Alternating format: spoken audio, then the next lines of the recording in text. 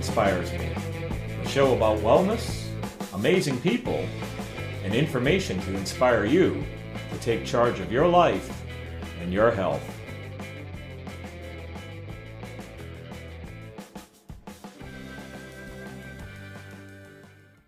Hey friends, some of you may know the man I'm about to chat with. Recently recognized by the National Fitness Hall of Fame for having the first fitness program shot on location.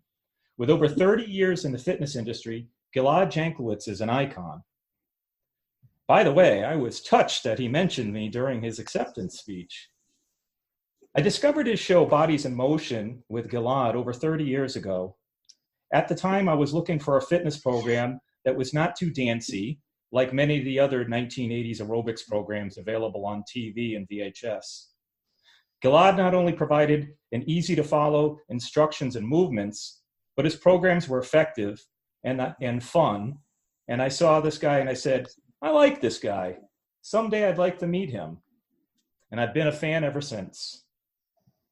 I got the chance to meet Gilad when I sent my weight loss video to Bodies in Motion. I had been using Bodies in Motion videos as part of my weight loss journey, and I called to see their office had received my story. I spoke with Elizabeth for a few minutes, who told me they were actually going to feature my 200-pound weight loss in her upcoming newsletter. Then she asked me to hold the phone. She came back and said, I have somebody I want to talk to you. Then he got on the phone. Michael, I'm looking at your pictures. I'm very impressed. Very inspiring. I tell you, I was floored. We've kept in touch over the past 4 years, doing some collaborative work, chatting on ideas, and doing some cross promotions. He's been my best friend in fitness ever since before he knew me. It's people like him who have been a tremendous impact on people's lives, encouraging to embrace a healthy lifestyle.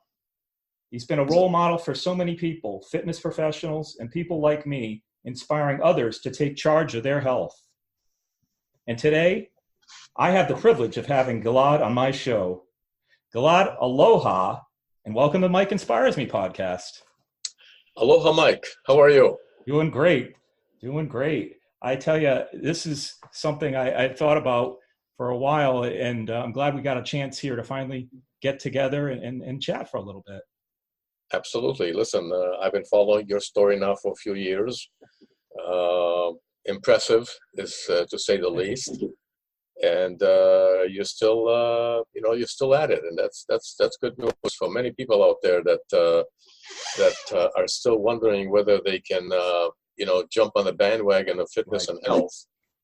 So, there's, it's interesting because today in the United States, we have so many different fitness avenues that are offered to the public. And we have, on the one side, the fittest people on the planet. And on the other side, we have the least fit people on the planet. So we have both sides of the coin. Interestingly enough, a lot of people are yet to have get involved in the in fitness and in health. And so there's still a lot of room to help people get on the bandwagon, like yourself. I think that what you've done is tremendous, losing all those extra pounds. You lost, 200 pounds plus? 200 pounds. And, and like you said, the more important part is maintaining, right? Exactly, because I've bumped into people over the years that have been able to, lose weight, whether it's 15 pounds or 50 pounds or 100 pounds. The struggle and the challenge really is the maintenance, and how do you maintain that going into the future? Because obviously, if you're coming from a situation of overweight and being used to growing up on, junk food and sugary foods and addicted to that, it's very difficult to break from it permanently, because it's a daily struggle, and I sympathize with that and understand it. So really, the fact that you were able to maintain it and stay motivated is very impressive. And doable is the most important thing I want to say here, because it is doable. And I think that, people, eating is also a very emotional, can be very emotional for a lot of people. A lot of people are emotional eaters. And, when they're in a good state of mind, it's easy to maintain a healthy diet and to say, okay, I want to achieve this goal. I want to lose the weight. The issue is when it's emotionally difficult, and it could be anything from personal to you're not happy about the politics of the country. Right. Whatever it is that's pulling you down emotionally, for people who are emotional eaters, they turn to food. Right. So the challenge is how to maintain a healthy eating diet and a healthy lifestyle during those ups and downs of the emotional states. Right. To those who've been able to figure out the formula, God bless. That's the key. Right. Yeah. I mean, there's always a fluctuation of 3 pounds here or 3 pounds there, which is normal and typical. And I'm not saying that you have to go on a Spartan strict diet for the rest of your life. But I think that if you can, 80% of your day and your week, and or 90% even, to those who really stay on a healthy track and eat healthy foods and exercise and get a little bit of movement into your body, then they can put a big V on that, because they're winning the war. They're winning the battle, not war, but they're winning the battle over their weaknesses, right, so to speak. Right. And it's good. I like the percentage you use. That's actually a percentage I use for myself. I shoot for 80 to 90% of trying to, I hate the word eat healthy, but you're right. I mean, there's no other better way to describe it, right? Ice cream, we can't eat every day because it's not good for our bodies. But, we know the foods, well, we think we know, because that's also a whole other area. There's an area of confusion on what's healthy anymore. But beside that fact, well, I think that it's a very, if you really look at it, it's a very simple formula, because the more we stay with natural foods, the better it is. Everything that's processed, right, it obviously has gone through chemical transformation of the original food. So the choices are very basic. The more basic and natural you eat the foods, the more natural state they are, the better off long-term for your health and for your body. And that includes gaining or losing weight. Right. Yeah, whole foods. In fact, what most nutritionists, you probably hear them saying that whole and even plant-based. It's interesting. I don't know if you've seen, there's a movie coming out called The Game Changers. And actually your buddy Arnold is in this movie. And they're talking about the prevalence now of more and more people going to more plant-based type eating. And I didn't see Arnold's part in it, but I did see some clips of it. And they were showing some bodybuilders that are completely vegan, which, again, there's folks who are on the fence on whether that's even necessary. But you bring up a good point in the fact that the more you can get towards the source, right? Eating whole foods, eat a cucumber, eat broccoli, eat more things that are not through that process. It's going to be better for your health. So it does simplify. I've met a lot of bodybuilders who are vegetarian and even vegan to a certain degree. And if you look at the animal world, you see that some of the biggest and strongest animals are vegetarian. So they got plenty of muscle. So exactly. Yeah, there's a lot of misconception. The idea that we have to eat meat is over, is a stretch. I mean, to those who like to eat meat, eat meat, but you don't have to, in order to feed your muscles. You don't have to. There's other ways to get the protein and the amino acids that the muscles need to build. Right.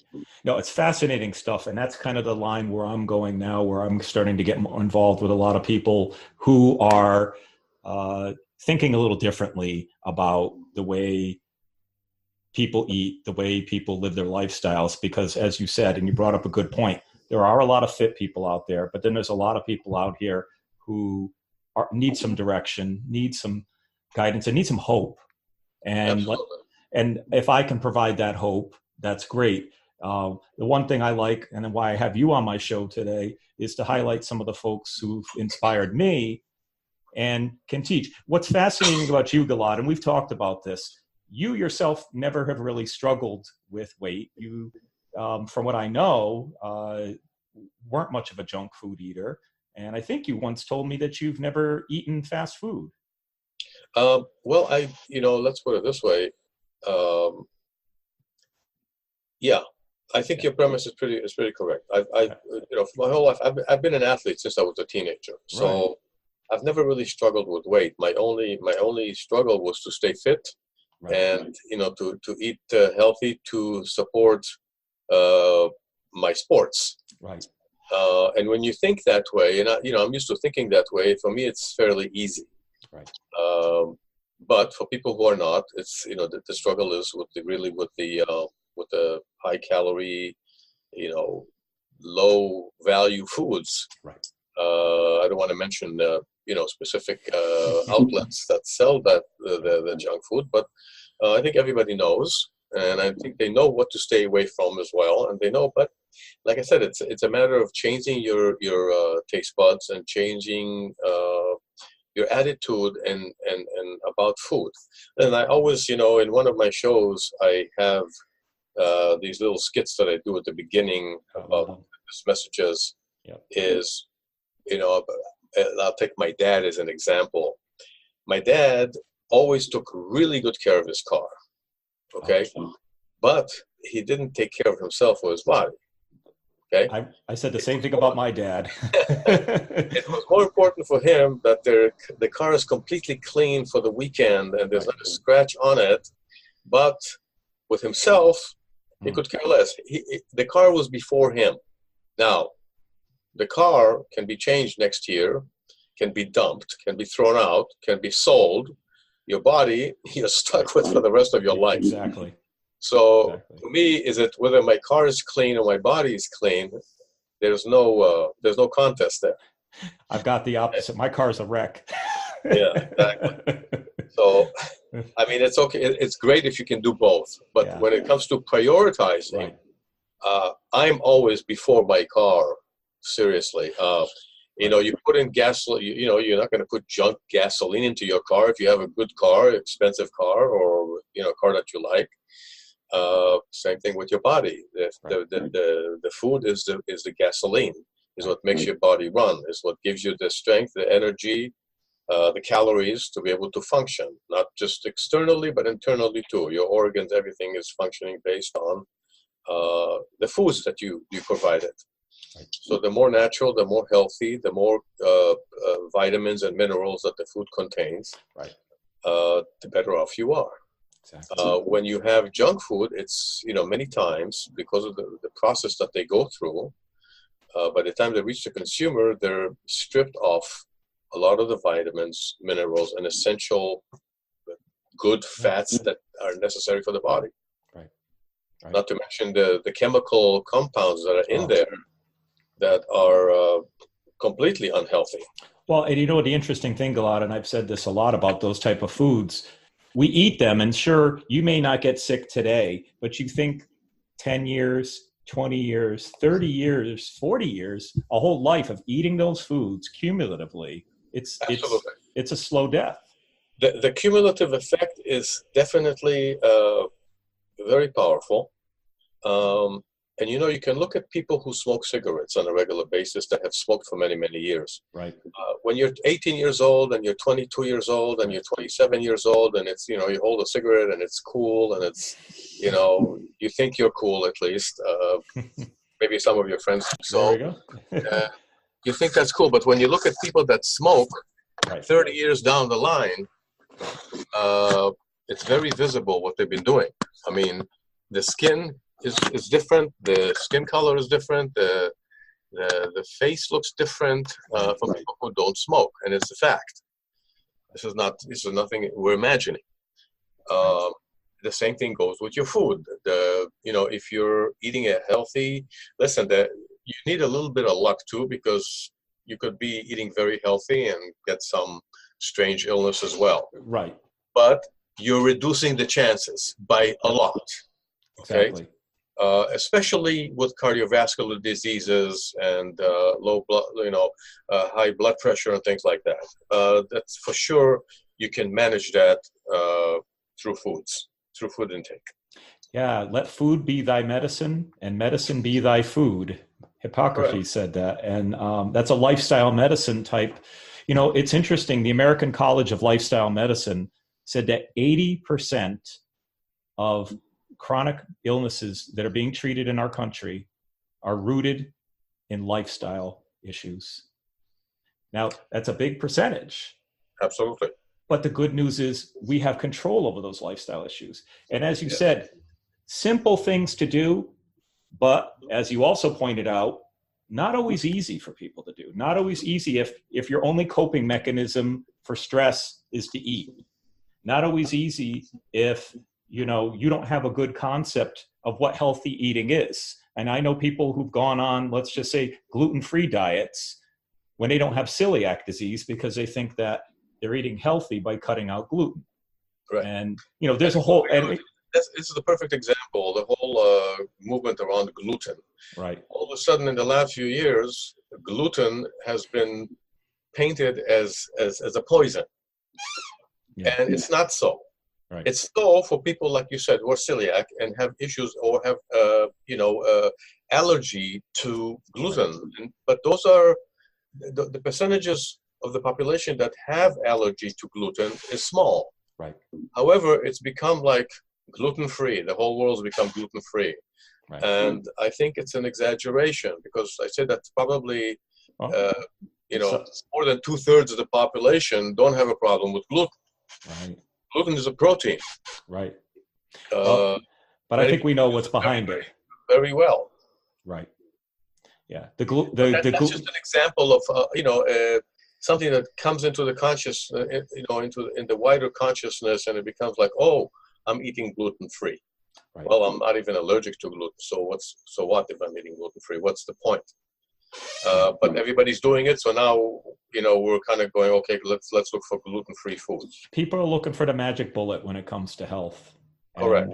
And I'll keep going back with what you originally said. There's simple answers. It may not be easy for people, and some people say, well, maybe I don't like eating broccoli. It's boring. I'd rather eat, this other food that it tastes better because it's loaded with things that I'm attracted to, like sugar, which is highly. Well, I took crackers out of the cabinet tonight and I showed them to Terry. And I was like, Terry, check this out. These crackers have 5 grams of sugar per serving. And I said, they're crackers. Right.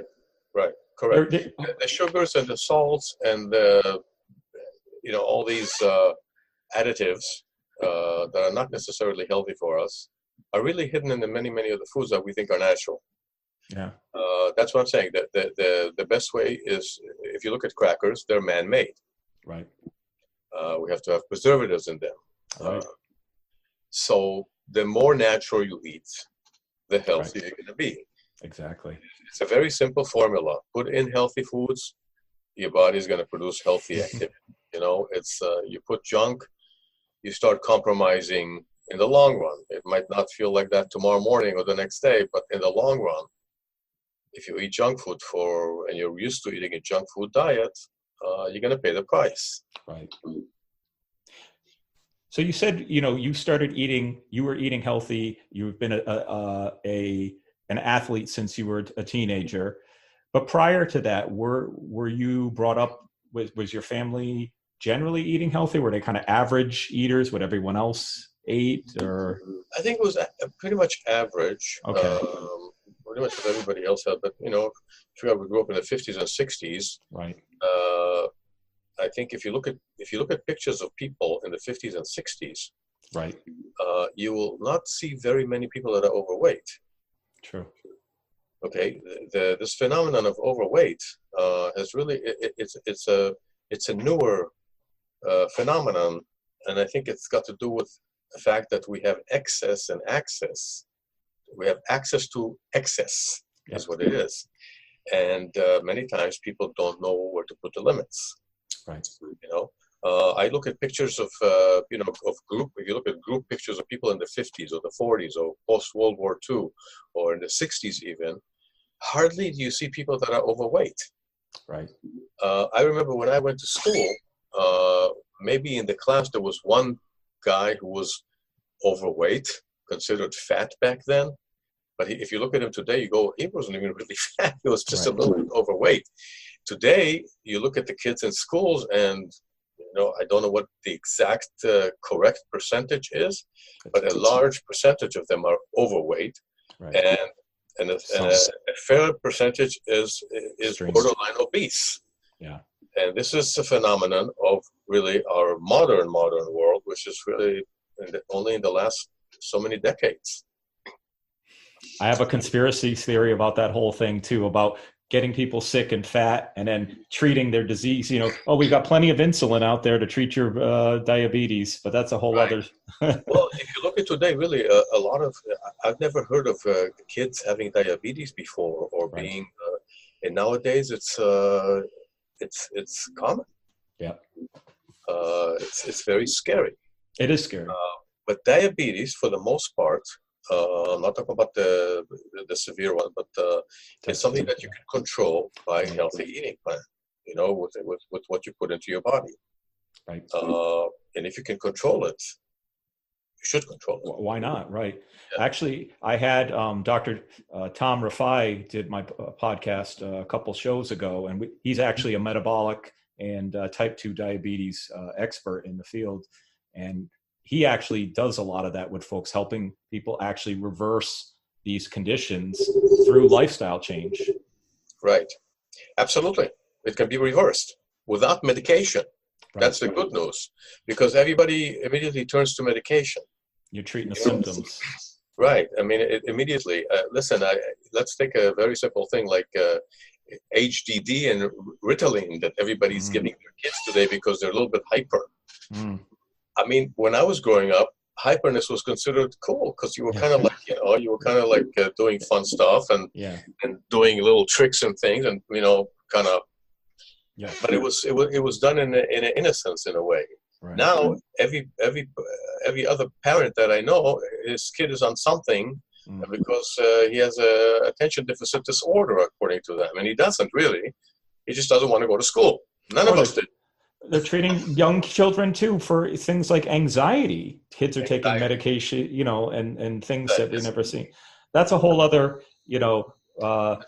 The point, bringing it back to our conversation, is that turning to a medicine, is too easy and too accessible. And it's not solving the problem either. And it doesn't solve the problem necessarily, and it creates other problems. And that's the sad part about it. Turn on light here so I can see it. All right, that's a little better. No, this is great, Gilad, and I'm glad we're talking a little bit about this piece of it. And you know, interesting enough, you did talk a lot about diet and foods on your show. You're primarily known for fitness, physical exercise, and it's good that you always provided both on your shows. But the thing I think also that is helpful is keeping active, physically active too. Now, certainly when it comes to weight, you know that the majority is coming from what you're feeding yourself, but we also need to, because of our lifestyle today, you think years ago people didn't need exercise because you're out hunting and doing whatever and whatnot. That's right. No, the society has become very, very sedentary. Right. And especially, and it's becoming more so. And it's becoming more of an effort to pull people out of the computers and the iPhones and the games and to send them outdoors. It's become very, very comforting to stay in your own home, not to go out, not to participate, not to go out with your friends and, you know, run in the fields. Right. And that is part of the problem. Right. What do we do in today's society? How do we overcome this? We have to consciously take the kids out to the fields, take the kids out on a picnic into the nature, It's no longer a natural thing, a natural state for the kids to be able to go downstairs, run in the woods, run in the neighborhood, play soccer on the street. We don't do that anymore. So the consciousness has shifted. And in order for us to be able to go back to the natural state more, we actually have to have a consciousness shift back to the natural state. And that is a difficult thing to do, especially in today's world. Mm. Yeah, you're right. And I don't know about you, and I'm sure you were probably similar. As a kid, I was always outside riding my bike or in the woods or doing something. You know? I mean, today, exactly. And, that's the end of the day. You go out with your bike, you go out with your friends, you play in the field. Your parents don't follow you around on every step that you go to, if you're playing it. I remember as a kid, if my parents showed up to a soccer game, I couldn't play. I'd get embarrassed. I go, what the heck are my parents doing here? Yeah. Okay. Now, a soccer game has become an event for the parents, more so than for the kids. Isn't that crazy? And it's kind of changed. Yeah. It's changed the consciousness of how people look on fitness and exercise. And today we're like talking about it. Back in the day, we just went out and did it. It goes back to those pictures that we're talking about. You look at people in their 50s and, back at pictures from the 50s and 60s, you don't see people that are overweight. I know. But we're living in these times now, Gilad. So it's taking people like us to try to get people to maybe think a little differently again, maybe think some of the old ways, or maybe we have to come up with new ways to try to help people. It's a different world. We're living in a world where, everything is done online. Communication is done this way. I mean, you and I wouldn't be able to do this today, what we're doing here, without the miracle of the internet. So there's a lot of good, but then there's a lot of things that it comes with it, right? And the addictions that people have with being inside all the time and never getting around to. It's the old ways versus the highways. I know. The highways are the shortcuts. The old ways are going out and doing it on your own. And, putting your body into physical activities, which is vital to metabolism, to keeping a high metabolism, to the whole consciousness behind exercise, fitness, and movement is vital to the body. That's what the body was built to do. That's what that's what the innate things that the body is there for, is to put it into action and into movement. It's funny. I have often thought about exercise through the years. When I first started doing it, it was like, it's something I had to do. It's something, because I grew up and I did things, but when I got older and I became a young adult, when I decided to start doing your show, and when I was starting to try out aerobics and do other things to lose weight, it was because I had to. And I think the motivation that people have behind some of those things, it makes it more of a chore than it does something that you're going to enjoy doing and feel motivated to do it. And people need a mindset to be able to kind of say, you know what, I want to go out and, like me, you see I hike all the time. I can't wait to get out in the woods. I look forward to the experience. And so it becomes less of something that I make myself do and more of something that is free. Right. And, if you don't enjoy it, same with healthy eating, and if you don't enjoy these things, it's going to be that much harder to do, and it's going to be that much harder to stick with. And that's been part of my success. And how do I teach that? How do we teach that? You do a good job with your shows and getting people having fun with exercise. And I think that's what made me stick all these years with your show, is the fact that it's enjoyable. It's something that you look forward to, and back when I used to see your shows on TV, it's like, well, what's Gilad going to be up to today? What's he going to be doing? And you made it fun. Right. And I think that's the key, because if it's not fun, you're not going to do it. Right. And like you said, the struggle that most people have, people that are not involved in fitness, is I don't like to do it. Right. I don't like to go to the gym. I don't want to be seen in the gym. I don't like outdoor activities. I don't like to sweat. I mean, I hear it all the time. The issue is that I think it's a mental block more than anything, because the body, the way it's given to us, the present that we've gotten, these bodies that we have, are meant for activity.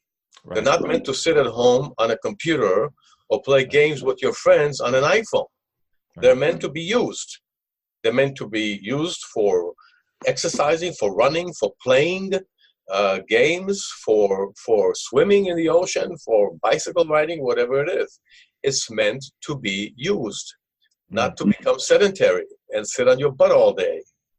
Right.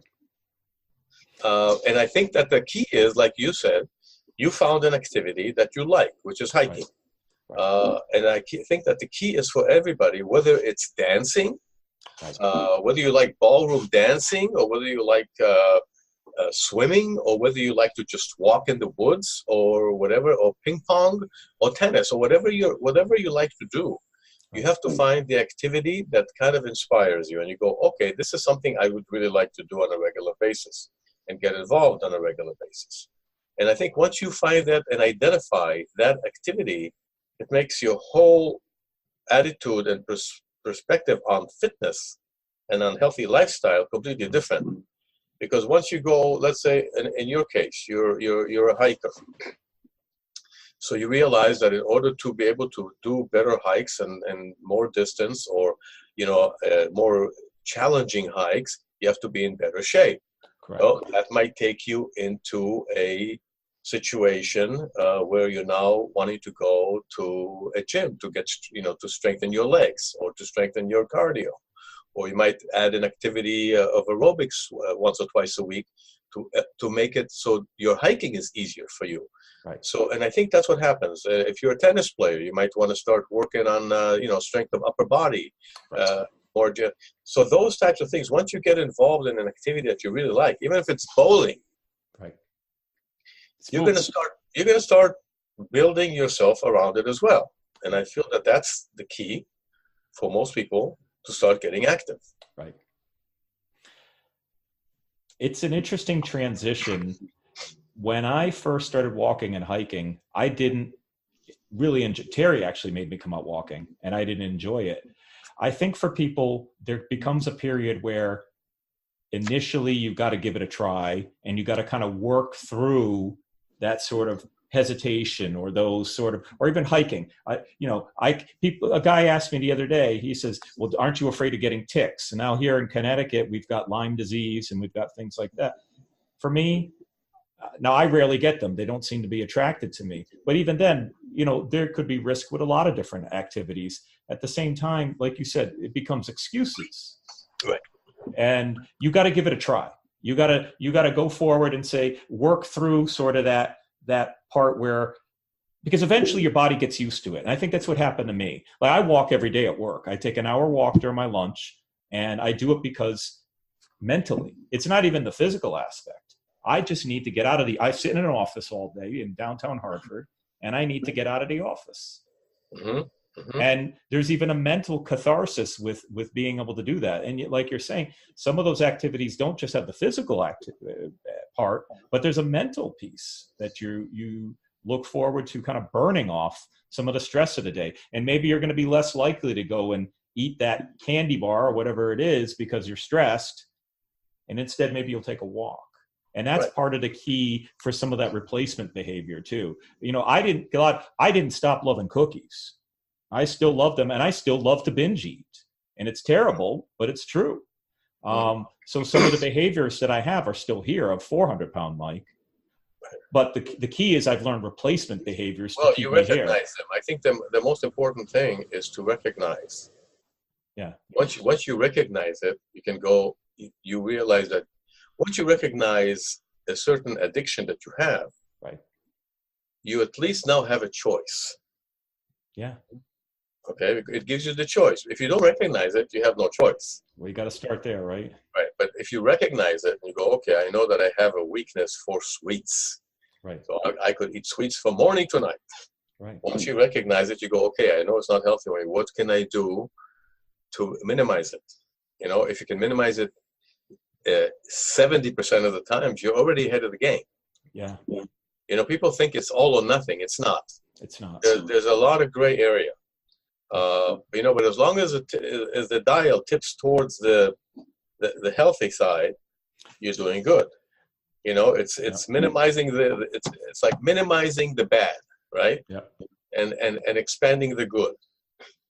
I love that. I actually did a talk where I used a piggy bank, and I took the pig bank and I said to people, doing something healthy every day for yourself is like making an investment for your future. You go and you take a walk, you put in a quarter. You go and eat your broccoli today, you put in another quarter. Correct. And after a while, you say, you know what, at the end of the day, I want to make a withdrawal. I'm going to eat a brownie. And so then you make a withdrawal. If by the end of the week, if by the end of the month, if by the end of the year, you've got more going in, just like you said, than coming out, then you're most likely going to be more healthy. There's perfectly okay to have some wiggle room for some people, you know, and you, because if you try to strive for perfection, like you said, guess what? You're not going to make it. You're not going to be perfect. You can't. I know people who try and are miserable. Yeah. Well, there's also another issue here, and the issue that I think is important to point is that it's a question of momentum too. Because if you start on a good diet, you start on a good exercise program, right? You build a certain momentum into it. Yeah. And that momentum can carry you through. And when you go through a momentum, excuse me, when you start building such a momentum, you can go on a strict diet, let's say for a couple of weeks, that is very, very strict. And then you can glide for a month, you know, and you can play with it. You can go 2 weeks very strict, and then you can let go for a couple of weeks and then do it again. So it's something that you can play with, that you don't have to be stuck on for the rest of your life on this very, very strict, hardcore, you know, Spartan diet. Right. You know, what I do is with people that like to that start my programs, and they say, okay, I really like to kind of get a head start, right? Get a jump start. I say, okay, so you can do a 10-day, you know, cleansing kind of, you know, strict diet where you really cut out all sugars, all salt, all you know, baked goods and sugary sweets and stuff like that. And after your body gets into a certain groove, you can kind of, you know, like we said, as long as you're 80% to 90% of the time doing the right thing, right, you can allow yourself from time to time to enjoy something that's not the best for you. And enjoy life sometimes, you know. It's yes. So I recently went on a cruise with Terry, and I tell you, one of those things are crazy. Hold on 1 second. I'm going to flip on the light here. As you probably know, I don't know if you've been on a cruise, but they're all you can eat buffets, and there's just a lot of excess. And, you know, I did my best to try to have a healthy balance, but I did also allow myself to enjoy some of the things that I probably wouldn't or shouldn't be doing. And at the end of the day, it all balances out. You brought up a great point, and I like that. I've seen people do a variety of things. I see people do intermittent fasting. I've seen people do 3-day, 5-day fast. Of course, I don't recommend people doing fasting, of course, without checking with a health professional. But it doesn't have to be, like you said, something that you're constantly, I hate to use the word torturing yourself, but in a way you are, if it's something that is not enjoyable. And, you know, one of my friends, I think you know her too, you met Dr. Anna Weber, wrote a book called Love the Foods, or Eat the Foods That Love You Back. Right.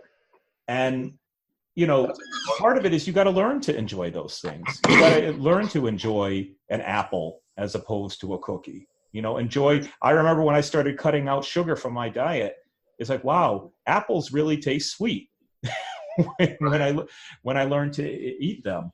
So there's a lot of different varieties of ways in which people can learn to change. Okay, yeah, sure. One of the things that we've talked a lot about, of course, eating. you're well known for a fitness show, Bodies in Motion show. Right. And, you know, over 30, I said, what, close to 36 years of doing this. And you've seen a lot of the ups and downs and, you know, changes in media. When you first started, of course, you started television, VHS, went to DVD, and now people are doing online. You've gone that route as well. It's interesting to see people's ways in which they take in and try to learn about exercise. But it's really great to see you still here and still providing a lot of value to folks. You know, for me personally, I even use some of your old school videos. I love some of the ones that, because they're great standards. Yeah, I agree. You know, it's interesting that you bring that up, but one of my best, no, it is my best seller, my best selling video up to date. And I still sell it the best today. Not that it's cumulatively the best. Yeah. It still is my number one seller today. Is a video I did in 1990. It's called Step Aerobics. I've got it. Okay. Now, let me tell you this. It's a very good workout. It's very fundamental. People that like to do step, it's not fancy at all. It's very simple, easy to follow. The thing is that I've done programs beyond the Step Aerobics in 1990 that I consider personally, right, you know, way more advanced. Right. And I did programs as late as a couple of years ago that are way better than, not better from the perspective of the exercise, but they're just more up to date. And right. Step Aerobics is still outselling all. So you got to kind of cater what people like, their needs, and if it gets them moving, Gilad, you know. Right. Yeah, I still have a step downstairs, and every once in a while I pop that one in. I actually owned it on VHS, and now I have it on DVD. I stuck in a video the other day. Yeah. A VHS of all formats. Yeah. I still have a VHS player. I have one of yours still. So. And it was a gentleman who did a video years, I think like 45 years ago, maybe. Okay, and I'm not going to mention because names or anything, but it's a stretching video. Mm-hmm. And I looked at some of the things that he was doing back then, and I'm going, wow, that's really cool. Because today we tend to kind of, tend to overdo certain things, or we tend to kind of go into these. There's niches today that are a little bit overdoing it. Right. And I looked at his video and I'm going, oh my gosh, this is really a good video because it's very basic, it's very simple, it's very easy to follow, and it's basic stretches, right? So there's really nothing new. I mean, the human body hasn't really changed all that much. If anything, like we talked earlier, people used to be a little thinner and a little bit more fit naturally than they are today. Right.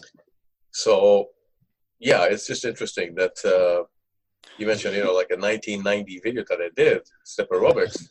The movements are very, very viable today. It's not, it's not any different than what you would do today or 50 years ago. Right. Yeah, I think one of my favorites that I enjoy as far as just visually watching, of course, is You're Getting Fit in Jerusalem. But but as far as the one that I enjoy that's more modern is the one where you did the about 10-minute little short burst exercises that you can kind of program your own workouts. And I like that one because, give you an example, there's some days I'm doing a little bit of leg rehab right now. I have IT band syndrome in my left leg. It gets very tight on the iliotibial band. You probably are familiar, runner's knee from all the hiking. And I need to do more strengthening on my inner thighs and my other legs. Well, I can just go to that video of yours and I say, okay, I can just take out this section here that you recorded separately and do that. That's a great thing nowadays with the modern technology. That back, you think when you were doing VHS tapes, you'd have to forward and try to find it on the video. Correct. And nowadays you've got this, the technology where we can go and say what a lot of people like to do. There's been mornings where I got up late and I said, you know what? I'll do a 10-minute video with Gilad because that's all I've got to do this morning. That's right. No, it's a very good point you bring up. Yes, yep. Of course. It's like Terry says, something's better than nothing. Absolutely. But no, No, I think this is really great, Gilad. I've been looking forward to trying to get, the chance to chat with you about some of these things. And, we could probably talk ad nauseum about all kinds of Right. fitness things, but I want to be mindful of our time. As far as anything else that you wanted to mention to folks, so you've got a fitness challenge going on. I know you mentioned there was a man almost 90 years old. It started on Monday. It's a 21-day challenge, and it's a cross-training challenge. It combines cardio, strength training, and flexibility. We do it on alternate days. So one day is focused on cardio, the next day is focused on strength and conditioning and toning. Great. And stretching. So it's a very easy. I mean, it's not an easy program. It's not very easy. It's easy to follow, but it's challenging. Good. Okay. So it's a cycle. It's a 3-week cycle that we're doing, 21 days, and we also have an eating plan that's attached to it. So you can follow a daily routine for 21 days, and we've done this the second time we're doing it. Every challenge we do a little different workouts, and this time the first challenge we did, which was ended last month, is we had a lot of good results of people actually losing weight, getting in shape, and this is all in 21 days. And it's not a very difficult program at all. So I encourage people to join. They can go to my website, fitwithgilad.com. Awesome. And they can look it up and join. Great. No, and that's awesome. And is that the best way to find all of your material and find you out on the internet? Yeah, fitwithgilad.com. Awesome. And you're also out on Instagram, and you, of course, have a Facebook page for Bodies in Motion as well. People can follow some things on there. So that's great. I have a newsletter that comes up every week with all kinds of good information, and that comes up every Friday. So we send those out as well, so people can join that as well and get some good information about health, fitness, diet, exercise. That's awesome. No, I love it. Well, Gilad, thank you so much. This has been really, it's been a fun conversation. I think we've got still a lot of work to do out here. We've got a lot of folks to inspire, but I'm glad that you and I have been keeping in touch, and I'm sure we'll get it together again to do some more collaborative work and get out there and keep getting people excited about, getting healthy and getting fit and enjoying life. Absolutely. And gosh, you were a living testimony of that. So keep doing what you're doing. Thank you. Well, Gilad, stick around. Thank you, and aloha. And aloha. And regards to all, and keep your bodies in motion. Thanks, Gilad.